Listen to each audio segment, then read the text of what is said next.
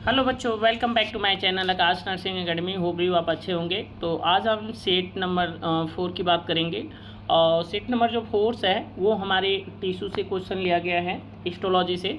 तो हम उन्हीं सारे हिस्टोलॉजी से क्वेश्चन कई सारे हैं जो इम्पोर्टेंट है, आपके कम्पिटिटिव एग्जाम में आ सकता है। जो आप ABPMU का जो एग्ज़ाम की तैयारी कर रहे हैं नर्सिंग की, वो सारी चीज़ें, चाहे CP नेट हो, चाहे CUET हो, चाहे कोई भी एग्जामिनेशन हो, उसमें ये सारे क्वेश्चन आते हैं। यदि आप इस क्वेश्चन को आप एक बार देख लेते हैं तो आपका अच्छे से तैयारी हो जाती है। तो चलिए हम क्वेश्चन को स्टार्ट करते हैं। सबसे पहले इंपॉर्टेंट क्वेश्चन, ये हर बार क्वेश्चन पूछता है, स्टडी ऑफ हिस्टोलॉजी। याद रखिएगा, हिस्टोलॉजी के अंदर हम किस चीज़ का अध्ययन करते हैं। तो इसमें कई सारे ऑप्शन हैं। देखिए, पहला ऑप्शन है टिश्यू, दूसरा ऑप्शन है स्पाइनल कार्ड, तीसरा ऑप्शन है क्रेनियल, चौथा ऑप्शन है बोन। तो देखिए, स्पाइनल कार्ड तो हमारा एक बोन्स का एक लगभग पार्ट्स है, ब्रेन का पार्ट्स है। और क्रेनियल जो होता है ये हमारा बोन्स का पार्ट है, बोन। तो ये तीन ऑप्शन जो है ये तो रॉन्ग हो गया। हिस्टो मीन्स होता है टिश्यू, लॉजी मीन्स होता है अध्ययन, मतलब टिश्यू के अध्ययन को हम क्या बोलते हैं, हिस्टोलॉजी। टिश्यू के अध्ययन को हम हिस्टोलॉजी, तो इसका ऑप्शन फर्स्ट हो जाएगा सही। दूसरा ऑप्शन अगर हम बात करें, दूसरा question, tissue are form by, ये तो वेरी आसान क्वेश्चन, बहुत सिंपल है कि टिश्यू किससे बनता है। तो देखिए, टिश्यू जो होता है हमारे, न ही हमारे ऑर्गन से बनता है, न ही हमारे बोन से बनता है, न ही हमारे न्यूरॉन से बनता है। तो इसका जो आंसर होगा वो सेल होगा। कौन सा ऑप्शन होगा, सेल। तो इसका सही आंसर हो जाएगा सेल आपका। अगला क्वेश्चन है, सेकेंड क्वेश्चन हम बात करेंगे, animal tissue are classified into. देखिए भाई, वेरी वेरी इंपॉर्टेंट है। ये क्वेश्चन पूछता है कि एनिमल टिश्यू को कितने भागों में डिवाइडेड किया गया है। तो देखिए भाई, एनिमल टिश्यू को यदि हम क्लासिफिकेशन की बात करें तो इसमें आपका 4 तो होगा नहीं, क्योंकि इसको 3 भाग में डिवाइडेड किया गया है। Muscular tissue, cranial muscular tissue हो जाता है, एक नर्वस टिश्यू होता है, और एक हमारा एपिथेलियल टिश्यू होता है। ये सारी जो टिश्यू है आप देख सकते हैं इस क्वेश्चन को। ये NCERT का क्वेश्चन है, आप यहाँ से कई बार क्वेश्चन आता है। तो हम इस चीज़ को आपको पता होना चाहिए कि टिश्यू की क्लासिफिकेशन जो है कितने भागों में डिवाइडेड किया गया है। तो जो यदि हम टिश्यू की क्लासिफिकेशन की बात करें तो टिश्यू की जो क्लासिफिकेशन है वो 3 भाग में डिवाइडेड किया गया है। एक मिनट यदि हम आपको दिखाते हैं, एक चीज़ दिखाना चाह रहा हूँ, क्योंकि वहाँ है कई बार क्वेश्चन आता है, मैं इस चीज़ को कंफर्मेशन कर देता हूँ।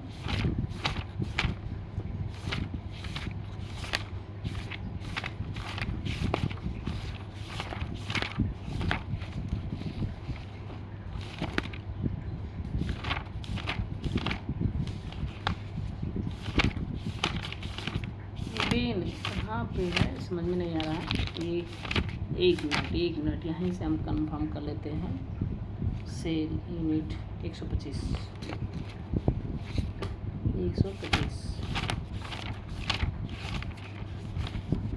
हाँ, यहाँ से टिश्यू के बारे में तो नहीं दिया है, इस चीज़ को नहीं यहाँ पे दिया होगा, छोड़िए, जाने दीजिए। तो इसको 3 भाग में डिवाइडेड किया गया है। आप इस चीज़ को देख सकते हैं, यहाँ पे भी आपको दिया है। तो इसको 3 भागों में डिवाइडेड किया, इसका आंसर हो जाएगा 3 आंसर। अगला क्वेश्चन है, tissue that provide movement of the body. देखिए, कह रहा है कि tissue that provide movement of the body. इसमें से ये क्वेश्चन कहना चाह रहा है कि इसमें से कौन सा टिश्यू आपको मूवमेंट प्रोवाइड करती है। तो आपको देखिए, नर्वस टिश्यू तो इम्पल्स ट्रांसपोर्टेशन में सहायता करती है, एपिडर्मल टिश्यू जो हमारी कवरिंग का काम करती है, मस्कुलर टिश्यू हमारे मूवमेंट और लोकोमोशन में सहायता करती है, एपिथेलियल कवरिंग में पार्टिसिपेट करती है। इसका सही आंसर हो जाएगा ऑप्शन 3। तो इसका सही आंसर ऑप्शन 3 हो गया। अगला हम क्वेश्चन बात करेंगे, नेक्स्ट हमारा 5 क्वेश्चन हो जाएगा। 5वां question, the tissue responsible for covering of internal organ and external tissue is called. देखिए, यहाँ पे ये क्वेश्चन करना चाह रहा है कि कौन सा टिश्यू इसमें रिस्पॉन्सिबल होती है कवरिंग ऑफ इंटरनल ऑर्गन।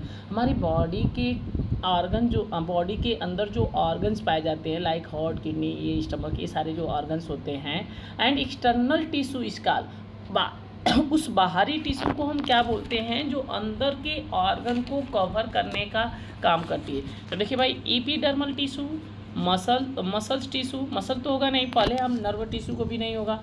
और इपीथेलियल जो टिश्यू होता है ये इसका सही आंसर होगा, क्योंकि ईपी मीन्स ऊपर, थेलियल मीन्स टिश्यू। हमारे ऊपर से जो टिश्यू या इंटरनल ऑर्गन को जो कवर करता है उसको हम इपीथेलियल टिश्यू करते हैं। इसका सही आंसर ऑप्शन 3 हो जाएगा।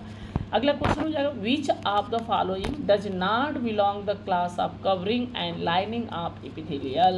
इसमें कह रहा है कि कौन सा ऑप्शन बिलोंग नहीं करता है कवरिंग और लाइनिंग, मतलब ऐसा इसमें से कोई ऑप्शन है जो कवरिंग और लाइनिंग का काम करता है, लेकिन एक ऐसा इसमें से ऑप्शन है जो नहीं करता है। तो देखिए भाई यहाँ पे तो हमको लग रहा है क्वेश्चन रॉन्ग है, क्वेश्चन सही है लेकिन इसका ऑप्शन रॉन्ग है। इसमें कई ऑप्शन है। देखिए भाई कवरिंग करने का काम तो एक तरीक़ा से हमारे इपीथेलियल टिश्यू भी करती है, तो इसमें पूछा है कि नॉट कौन सा नहीं करते, तो इसमें कई सारे ऑप्शन हैं। तो हो सकता है कि ये ऑप्शन गलत है, क्योंकि यहाँ पे कई देखिए भाई नर्व टिश्यू, नर्व, एपिडर्मल और मस्कुलर और इपीथेलियल। देखो इपीथेलियल तो लाइनिंग करने का काम करता है, तो इसमें ऐसा कोई ऑप्शन है ही नहीं है जो करता नहीं है। Not belong the class of covering, तो ये सारे बिलोंग करते हैं इसी से, तो ऑप्शन है ही नहीं है। तो नहीं मतलब कहने का मतलब इसमें कई सारे ऑप्शन हैं, जैसे कि नर्व टिश्यू कवरिंग तो करता ही है, नहीं कवरिंग कहाँ करता है, तो ये तो ऑप्शन इसमें नॉट बिलोंग कर रहा है ना, बिलोंग नहीं कर रहा है कवरिंग और लाइन, ये तो है ही। मस्कुलर टिश्यू भी नहीं है, तो देखिए भाई इसमें दो ऑप्शन है, ईपीडर्मल, ईपी मीन्स ऊपर कवरिंग करता है लेकिन लाइनिंग नहीं करता है, तो ये भी ऑप्शन है। इपीथेलियल कवरिंग और लाइनिंग दोनों काम करती है, तो ये हमारे इसका सारी चीज़ें गलत है, ये क्वेश्चन ही गलत है। आप क्वेश्चन गलत नहीं है, क्वेश्चन सही है, इसका ऑप्शन गलत है। तो चलते हैं हम अगला क्वेश्चन, अगला हम क्वेश्चन बात करेंगे नेक्स्ट। देखिए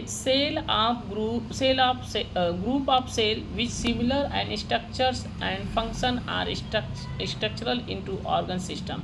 देखिए कह रहा है कि ऑर्गन सिस्टम का कौन सा इसमें से ऑप्शन स्ट्रक्चरल और फंक्शन यूनिट होती है किसी भी ऑर्गन सिस्टम का।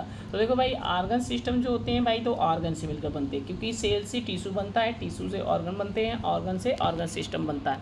तो इसका सही ऑप्शन जो होगा, देखिए मसल तो होगा नहीं, ये मसल्स होगा नहीं, बोन भी नहीं होगा, तो इसका सही ऑप्शन हो जाएगा ऑर्गन सिस्टम जो होता है, इसका सही ऑप्शन हो जाएगा ऑर्गन नहीं दिया क्या, स्ट्रक्चर इनटू ऑर्गन सिस्टम। अच्छा सॉरी, ये कह रहा है the group of cell with similar structure and function are structural into, कह रहा है ग्रुप ऑफ सेल, इसमें कौन सा option group of cell combine करके स्ट्रक्चरल और फंक्शनल यूनिट होती है सेल, किसका मतलब ये कहना चाह रहा है इसमें से कौन सा ऑप्शन का जो सेल होती है स्ट्रक्चरल और फंक्शनल यूनिट होती है। तो बताए थे ही हम टिश्यू सेल से मिलकर बनी होती है, इसका सही आंसर हो जाएगा तीसरा ऑप्शन टिश्यू जो होती है हमारी ग्रुप ऑफ सिमिलर सेल और स्ट्रक्चरल फंक्शनल कार्यरत होती है, और सेल से ही हमारी टिश्यू बनती है, तो इसका सही आंसर हो जाएगा 3। अगला क्वेश्चन होगा, nerve surrounded by the very dense connective sheath is known as. देखिए नर्व के चारों तरफ एक पतली सी डेंस घनत्व तरह के कनेक्टिव टिश्यू की चादर होती है, उस चादर को क्या कहते हैं। सीधी सी बात करना चाह रहा है कि जो नर्व होती हैं उनको कवर जो करता है उस कवरिंग को क्या कहते हैं। देखिए भाई हमारे पेरिन्यूरियम तो होगा नहीं, पेरिन्यूरियम क्योंकि ये कवरिंग तो ऊपर से होता है, पेरी बीच में होता है, तो न्यूरोगिलिया होता है, प्रोटेक्टिव सेल्स है, न्यूरॉन भी नहीं होगा, ईपी न्यूरियन, इसका सही आंसर हो जाएगा ईपी मीन्स ऊपर, न्यूरियन मीन्स न्यूरॉन को जो ऊपर से कवर करने का काम करता है उसको ईपी न्यूरियन कहते हैं। तो ये क्वेश्चन 8वां था। अगला लास्ट हम क्वेश्चन में चलेंगे 10वां question, which of the following regulate the function of neuron. Very important है कि न्यूरॉन को कौन से इसमें से फंक्शन को रेगुलेट करने का काम करता है। तो देखो भाई न्यूरॉन को जो प्रोटेक्शन करने या रेगुलेट करने का काम होता है वो हमारे माइक्रोग्लियल सेल्स होता है। तो माइक्रोग्लियल सेल्स जो होता है उनके फंक्शन को रेगुलेट करता है ना, इसका सही आंसर हो जाएगा माइक्रोग्लिया। ये तो होगा नहीं, ये भी नहीं होगा, ये भी नहीं होगा। अगला क्वेश्चन होगा, most haemopoietic tissue are found in. Most haemopoietic सबसे ज़्यादा हीमोपेडिक मीन ब्लड सेल्स का बढ़ने वाला कौन सा इसमें से टिश्यू है। तो आपको भी पता है कि ब्लड जो होते हैं हमारे बोन मैरो में बनते हैं, बोन मैरो हमारे बोन्स में आता है। तो बोन इसका सही आंसर जो हो जाएगा, इसका बोन हो सही आंसर होगा। ब्लड तो होगा नहीं, ब्लड मसल्स भी नहीं होगा, एपिथेलियल भी नहीं होगा, तो सही आंसर 1 हो जाएगा। तो उम्मीद की होंगे ये 10 क्वेश्चन आपको टिश्यू से इम्पोर्टेंट लगे होंगे, अच्छा लगा होगा। यदि आपको अच्छा लगा है और क्वेश्चन समझ में आया है, यदि किसी भी प्रकार क्वेश्चन आपको नहीं भी समझ में आया है तो कमेंट बॉक्स में हम बता सकते हैं और उसका आंसर हमसे भी गलत हो सकता है। लेकिन यदि आपको अगर लग रहा है, डाउट है इस क्वेश्चन का, तो आप हमारे कमेंट बॉक्स में जवाब दे सकते हैं। तो चलते हैं बच्चे, ऐसे ही हम लाएंगे आपको नेक्स्ट टॉपिक के साथ। तो बाय बाय, मिलेंगे नेक्स्ट वीडियो में नेक्स्ट टॉपिक के साथ।